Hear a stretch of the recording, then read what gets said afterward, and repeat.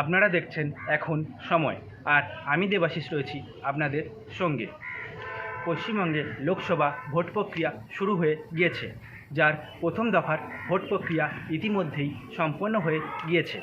আর এই ভোট প্রক্রিয়াকে সম্পন্ন করার দায়িত্ব যাদের হাতে রয়েছে, অর্থাৎ সেই সকল ভোটকর্মীদের পচা, বাসি এবং পোকা লাগা খাবার পরিবেশন করা হয়েছে বলে অভিযোগ পাওয়া গিয়েছে। বাঁকুড়া জেলার খাতাড়া মহকুমায় বেশ কিছু ভোটকর্মীদের ট্রেনিংয়ের ব্যবস্থা ছিল, আর সেই ট্রেনিংয়ে পচা, বাসি এবং পোকা লাগা খাবার পরিবেশন করা হয়েছে বলে অভিযোগ পাওয়া গিয়েছে।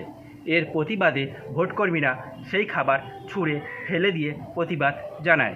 এখন দেখে নেওয়া যাক সেই প্রতিবাদের কিছু খণ্ড চিত্র। দয়া করে এখনো যাদের ব্যাগের মধ্যে টিফিনটা রেখেছেন তারা দয়া করে সেই খাবারটা খাবেন না এবং প্রতিবাদটা করুন। এই প্রতিবাদ হওয়া উচিত। খাবার দরকার পড়লে দেওয়া দরকার ছিল না, ঠিক আছে, কিন্তু এভাবে জঘন্য খাবার দেওয়া ঠিক নয়। প্রত্যেকে ভাবা উচিত যে এরা মানুষ। আপনারা দেখেছেন বিহারে নাকি 5,000 টাকা রিমোশন দেওয়া হচ্ছে পেছনে থেকে, রাজ্যের কোনো টাকা দিচ্ছে না ওদেরকে, খাবারও দিচ্ছে না।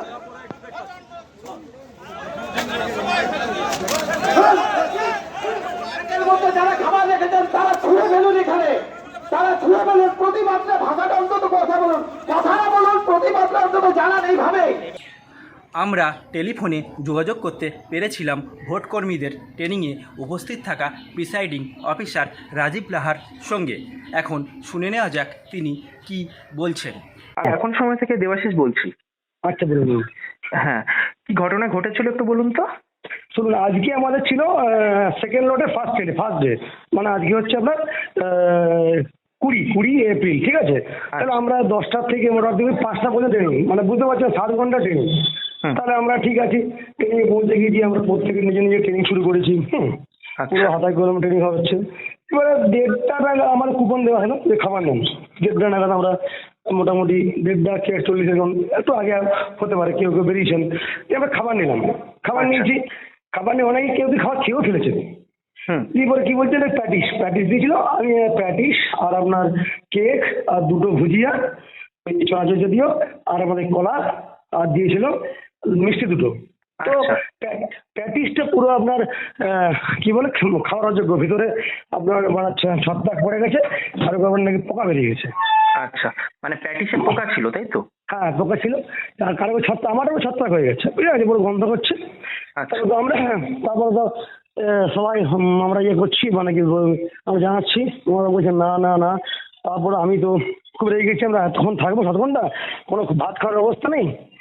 ওই টিফিন আমি ছুঁড়ে ফেলে দিয়েছি, খাবো না এটাকে।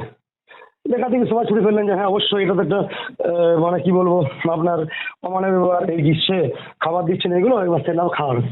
আচ্ছা, কি ওইরকম মানে বাজে অবস্থা ছিল? একই খাবার ম্যাক্সিমাম ওই প্যাটিসটাই খারাপ। এখানে কি হয়েছে, আমার কেক ঠিক ছিল, অনেকেরই কেকের ডেটটাও বেরিয়ে গেছে, কারো 18 দিন, কারো 15 দিন, এই চলতে মানে মাঝে তাদের এক্সপায়ার হয়ে গেছে।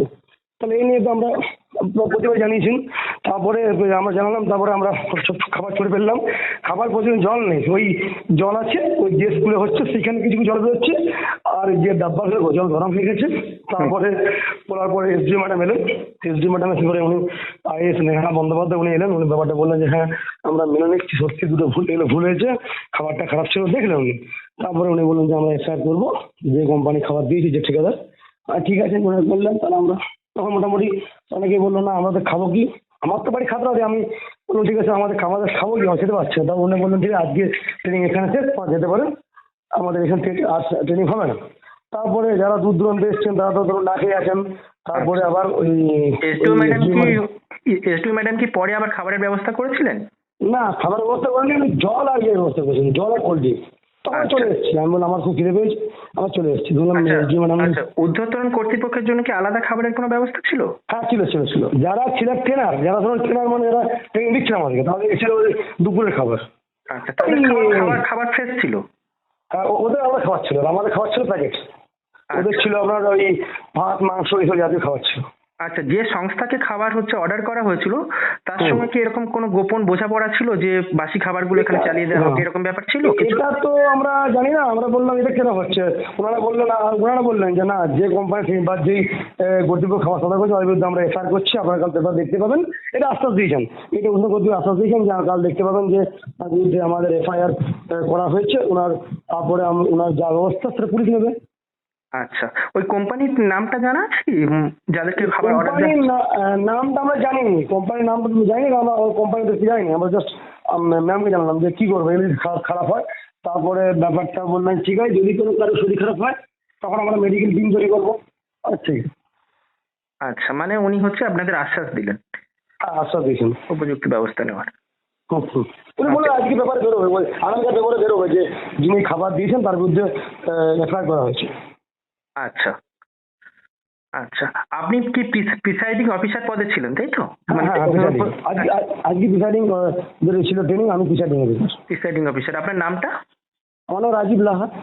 আচ্ছা, ঠিক আছে, ধন্যবাদ। ওকে, হ্যাঁ, ধন্যবাদ।